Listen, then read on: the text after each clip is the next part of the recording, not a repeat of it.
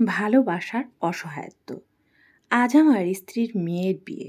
যতবারই মেয়ের শাশুড়ির সামনে যাচ্ছি, ততবারই আমার গলা শুকিয়ে হাত পা কেঁপে কেঁপে উঠছে। মুখ মলিন হয়ে যাচ্ছে। না, একবারও তার চোখে চোখ রেখে কথা বলতে পারছি না। অথচ এ চোখে চোখ রেখে কত সময় পার করে দিতাম। আমার স্ত্রী রোকেয়ার অনেকবার বলেছিল ছেলের বাসায় গিয়ে তার বাবা মা ভাইয়ের সাথে আলাপ পরিচয় করে আসতে। আমি পাত্তা দেইনি। মেয়ের যেহেতু পছন্দ তাই বাসায় যাওয়ার ঝামেলায় আমি যাইনি। ওসব কিছু রোকেয়াই সামলিয়েছে। রোকেয়া আমাকে মেয়ের শাশুড়ির সাথে পরিচয় করিয়ে দিল। জয়া খুব স্বাভাবিকভাবে সালাম দিয়ে জানতে চাইল। আমার গলা মনে হলো কেউ চেপে ধরে রেখেছে। শত চেষ্টা করেও গলা দিয়ে স্বর বের হচ্ছিল না। মাথা ঝাঁকালাম। কে যেন রোকেয়াকে ডাকলো। রোকেয়া চলে যাওয়ার পর বহু জড়তায় চোখ তুলে তার দিকে তাকালাম। আমার দিকে তাকিয়ে রইল জয়া। জানো জয়া, অনেক খুঁজেছিলাম তোমায়। কোথায় খুঁজেছিলে আমায়? যেখানে যেখানে তোমার থাকার কথা ছিল, অমন করে হারিয়ে না গেলেও পারতে। জয়া বিশ্বাসযোগ্য যে হলো না আমার কথাগুলো বোঝাই গেল। সে রইল যত সময় যাচ্ছে মনের ভিতরে অজানা ভয়টা আরও বেশি জোরে লাফিয়ে উঠল। আচ্ছা, যে ছেলেটার সাথে রাইসার বিয়ে হচ্ছে সেই ছেলেটা আমার না তো?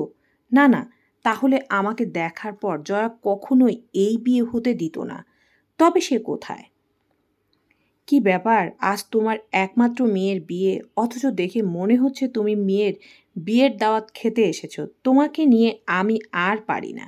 রোকেয়ার কোনো কথায় আমার কানে যাচ্ছিল না। জয়াকে যেহেতু পেয়ে গিয়েছি, ভেতরে শুধু একটাই বাসনা, সব কিছু জানতে চাই। আর মেয়েকে নিয়ে আমার কোনো টেনশন নেই। জয়া ওকে ঠিকই আদরে রাখবে। জয়াকে একা পাওয়া গেল না। বিয়েটা সম্পূর্ণ হয়ে গেল। মেয়ে বিদায়ের সময় রোকেয়ার দু চোখ দিয়ে অনবরত পানি গড়িয়ে পড়ছিল। রোকেয়া বারবার জয়াকে আর জয়ার বরকে বলল, বয়স কম হলে ভুল যেন হলে বুঝিয়ে দেয়। জয়া বলল, ভরসা রাখতে পারেন, আমি কারো ভরসা নষ্ট করি না। জয়ার কথাটা কেমন যেন বুকে খোঁচা দিল। মনে হলো কথাটা আমাকেই বলেছে জয়া। জয়া তো জানে না আমি তার বিশ্বাস, ভালোবাসা, ভরসা কিছুই নষ্ট করিনি। সময় সব উলটপালট করে দিয়েছিল। এখনো মনে হয় হাত বাড়ালেই সেই দিনগুলো ছোঁয়া যায়। জয়া থাকতো রোকেয়া হলে আর আমি শহীদুল্লাহ হলে। ভীষণ ভালোবাসতাম একজন আরেকজনকে। আমি ছিলাম স্কুল মাস্টারের ছেলে। জয়ের সাথে রিলেশন হওয়ার কিছুদিন পর থেকেই সব সময় মাথায় কাজ করতো জয়াকে আমার হারিয়ে ফেলতে হবে। আজ হোক বা কাল হোক, জয়া প্রভাবশালী পরিবারের মেয়ে। তারা কখনোই আমার মতো মধ্যবিত্ত ঘরের ছেলের কাছে মেয়ে বিয়ে দিবে না। কিন্তু জয়া কথাটা মানতে চাইতো না। সে বলতো সব ম্যানেজ করে নিবে। একদিন সন্ধ্যায় কলাভবনের সামনের দিকটায় হাত ধরে বসেছিলাম দুজন। আমি সেদিন সাহস করে বলে ফেলেছিলাম, তুমি ভুলে যাও আমায়। তোমাকে আমার হাতে দেওয়া হবে না কখনোই। এই কাঁধে কারো মাথার ভার সইতে পারবে তুমি? এই বুকে কারো হাত সইতে পারবে তুমি? পলকেই জয়াহীন শূন্যতা অনুভব করতেই কেমন অবশ হয়ে আসলো শরীরটা।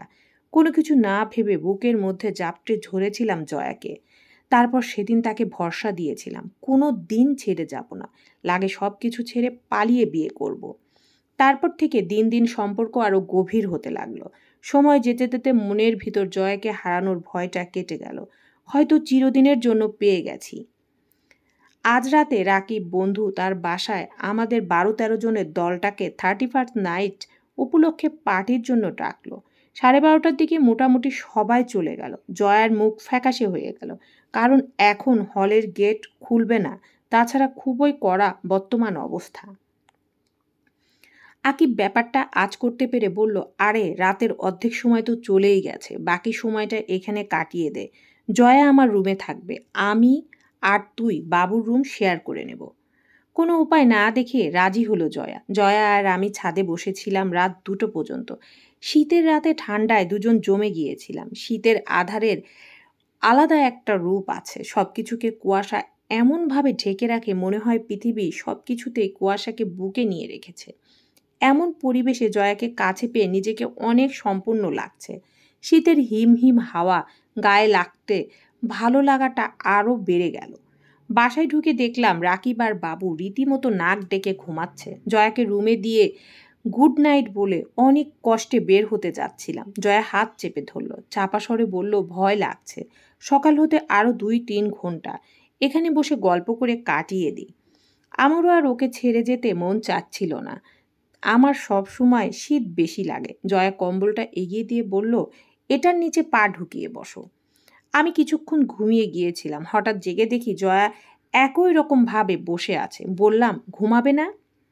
বলল, মাথা ব্যথা করছে। ওর কাছে গিয়ে দেখি হাত পা সব বরফ ঠান্ডা হয়ে আছে।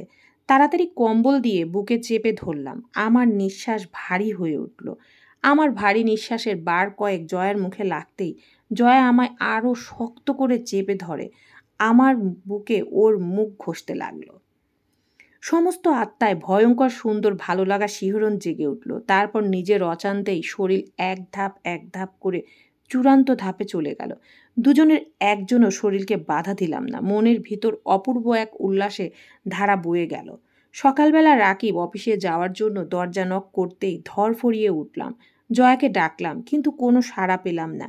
রাকিবের সাথে চোখ মেলাতে পারছিলাম না। ও কি বুঝলো জানি না, খুব স্বাভাবিকভাবেই বলল, চাইলে সারাদিন এখানে কাটিয়ে যেতে পারিস। রাকিব আর বাবু চলে গেল।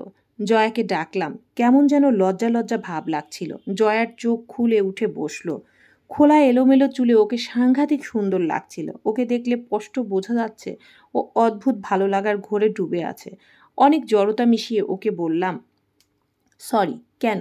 কাল রাতের জন্য। জয়া অদ্ভুত সুন্দর এক হাসি দিয়ে বলল, দেখো, তোমায় আমি অনেক আগে মনে মনে বিয়ে করে ফেলেছি, সো নো সরি। জয়া আমায় বলল, চলো আজ আমরা খাতা কলমে বিয়ে করে ফেলি।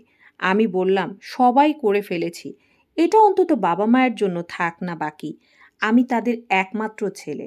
বিয়ে নিয়ে বাবা মায়ের অনেক আশা। বাবা মা সহ সবাইকে নিয়ে এসে ঢাক ঢোল পিটিয়ে বিয়ে করব তোমায়।